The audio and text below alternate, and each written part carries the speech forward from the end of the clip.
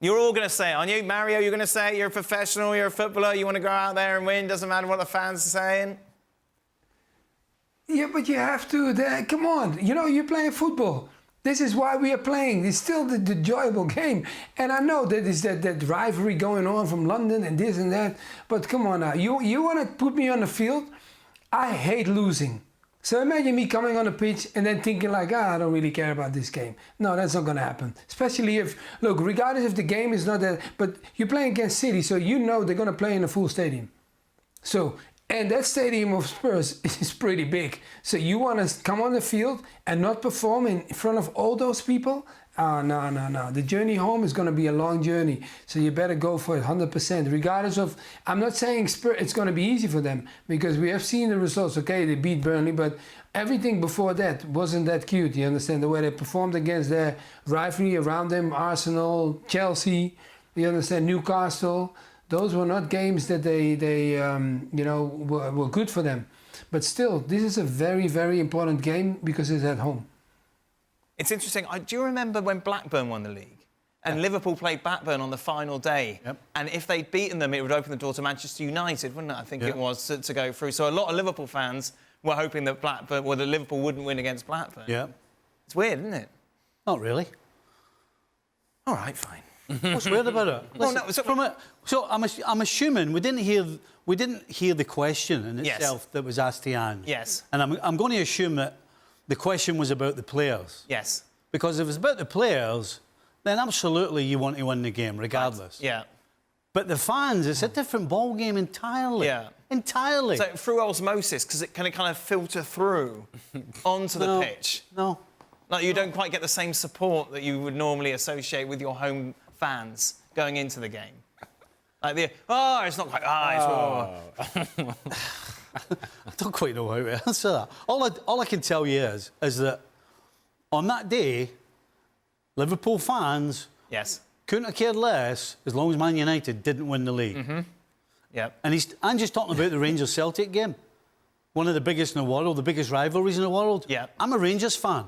And I can assure you, if Rangers are at home to Dundee United in the last game of the season, and if Dundee United wins the game, Celtic don't win the league. Yes. I hope Dundee United wins the game. So it doesn't affect the players at all, though? No, not at all. No?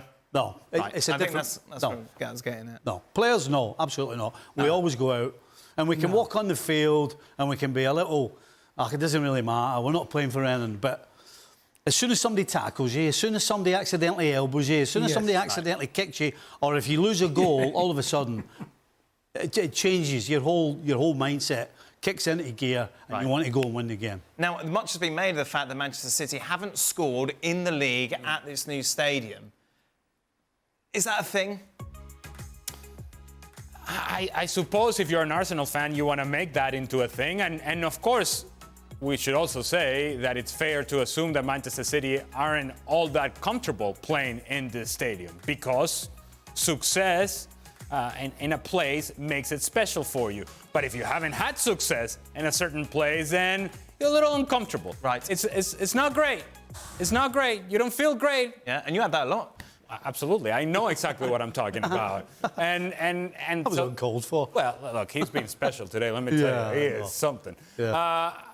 But to the point of Manchester City and where they are now, as compared to what they were in those games that they played in that stadium. Right now, they're machine-like. Right now, there's a level of confidence, and I think there's a level of urgency about this group in knowing this is a game that we must win.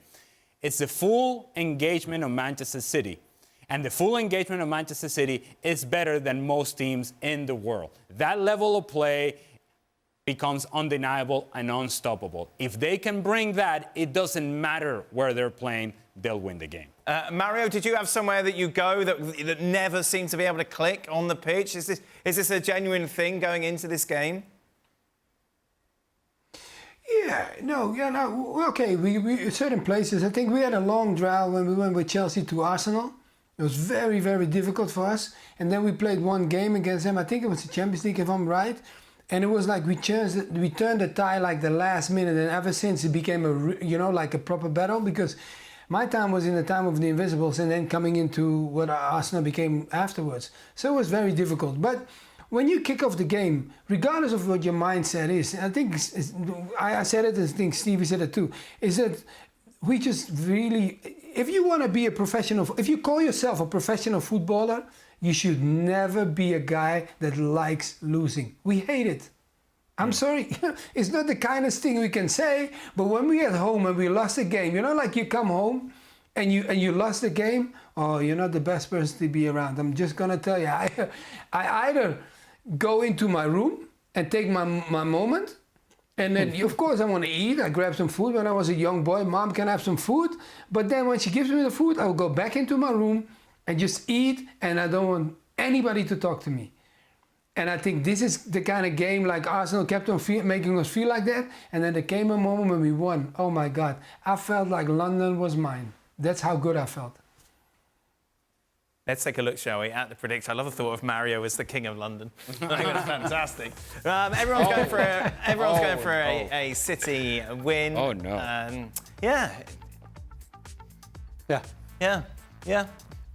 Yeah, I understand all the talk about that, and as man, you know, when the whistle goes, it's unavoidable to hear people telling you that, you know, you haven't scored in this stadium and you haven't won there, blah.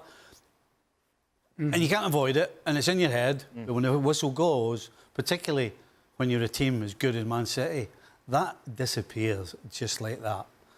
And there's no question that Manchester City, if they don't win this game, will be a complete and utter shock to anybody who's seen these two teams recently in particular. Because Tottenham, defensively, have got holes all over the shop, and this Tottenham team will go forward, whether it's Manchester City or anybody else. And when you do that against this City team, you're asking for trouble. And Manchester City are going to bring it to them. So I don't see how Tottenham gets anything from this game at all.